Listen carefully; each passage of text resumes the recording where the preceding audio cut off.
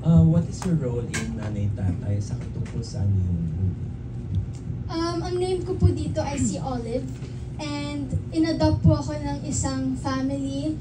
And napunta po kami tatlo po kami, si Ate Aubrey and si Ate Heart.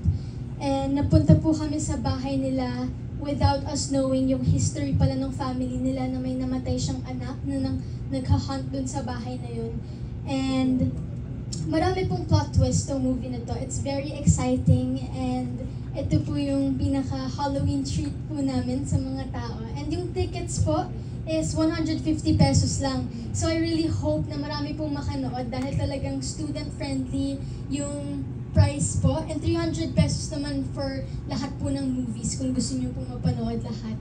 And I'm very grateful for the opportunity po with SM sa Sinisindak kasi bumaba po yung presyo ng sine for like sa long time na po dahil alam ko tumataas na talaga yung presyo. Pero ito po, 150 pesos lang for a ticket for the movie. October 13. Yes. Yeah. First time mo bang mag-horror? Second time po. Pero What was yung the first one is Patayin sa Sindak si Barbara, Reimagine. Pero parang konti lang po yung role ko doon. Parang anak po ako. So dito, bidang-bida ka ba? Hindi naman po. Madami po kaming cast dito and we really worked with each other. We worked together po as a team talaga for this movie. Coming from being a child star, feeling mo ba advantage yon sa'yo na marami ka naging experiences professionally in your acting, in your singing, and in your recording career? Advantage ba yon na naging simula ka talaga sa maliit, yung bata ka pa? I think it really is an advantage po kasi with me, I've been in the show business po for like almost 10 years and it's really parang it's really an advantage po kasi madami pong mga nakakakilala din sa akin from the past shows that I did nung bata po ako. So I really think that it is an advantage for me now talaga. Ano naman ang feeling mo disadvantage na galing ng child star? Kasi yung iba natin mga veterans before, nanggaling talaga sila sa pagiging child star.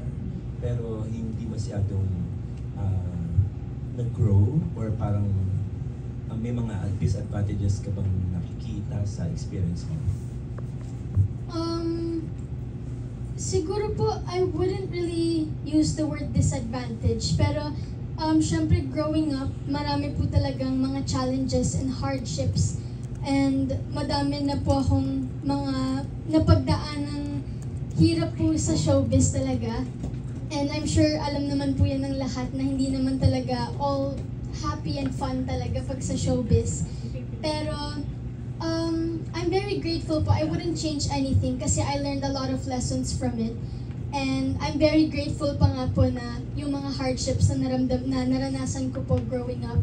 And siguro po, one thing then is, sa school nga po, parang hindi talaga ako nakakapag-regular face-to-face. Pero I really wouldn't say it's a disadvantage kasi hindi lahat ng bata nabibigyan ng ganitong opportunity na pwedeng pagsabayin yung school and work. So, Yeah.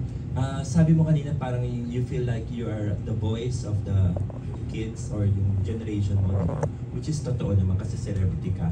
Pero sabi nila yung mga kabataan daw, in real life, nawawala na yung moral values or yung Pinoy values na puro technology na lang and everything.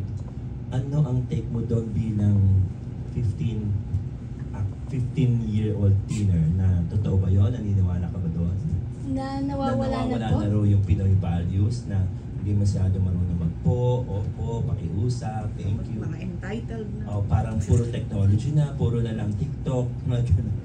I feel like medyo nawala nga po yun kasi lahat po ng sobrang pangit eh. So I'm sure na parang dahil ngayon sa mga kabataan ngayon talagang parang kumbaga babad sa social media and lahat ng sobra pangit. So dahil feeling ko po medyo nasusobrahan na talaga minsan yung social media sa mga buhay natin.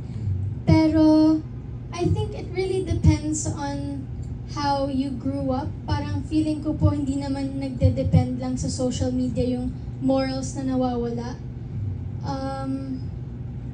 Yun po, parang... So, feeling mo ba meron ding responsibility yung parents? I think so.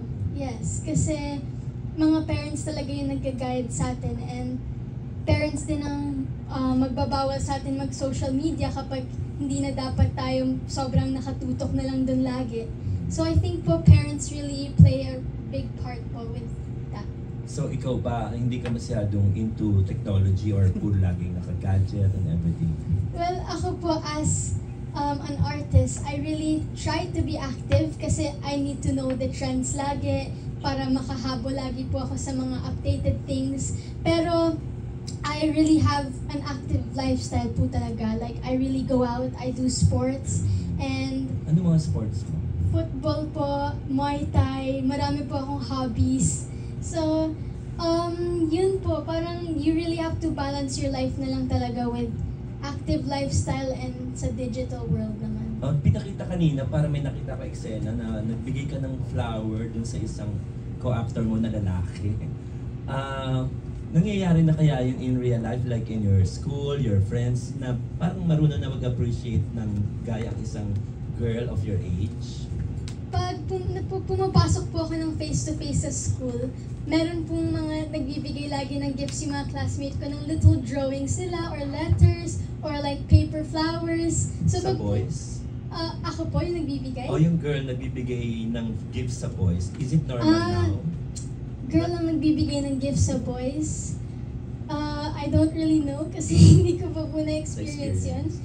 Pero I think we should normalize that naman po kasi deserve din naman ng mga guys na maregaluhan din. So feeling mo hindi naman awkward na magbigay ng appreciation sa boys? Kung ako po personally ang gagawa nun, feeling ko po ma-awkward pa ako. Okay. Last question. Anong ibig sabihin ng song ng Aminin? Anong kwento ng song? It's about wanting to reveal something sa crush mo. Parang may gusto kang aminin na hindi mo pa talaga masabi. Parang ganun po. Para siyang happy crush kind of song. So para nakaka-relate ka ba dun sa song? Hindi naman po. Wala naman. Mag-sample, no? Oo nga eh, hindi tayo naririnig pa yung song. Pwede ka raw ba mag-sample nung kahit chorus lang nung Aminin? Kahit buo na, tsaka. Haba na. First lang. Or yung chorus para lang your fans can see you sing. Titingin ka dito, wag kayo meron. Ay, sa camera. Sa ito na camera.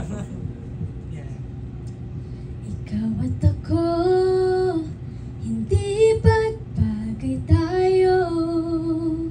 Mapansin mo ba kaya ang isang katulad ko?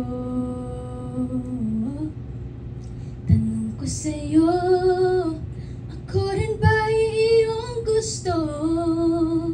Ngayon lang kasi nakilala ang isang katulad mo.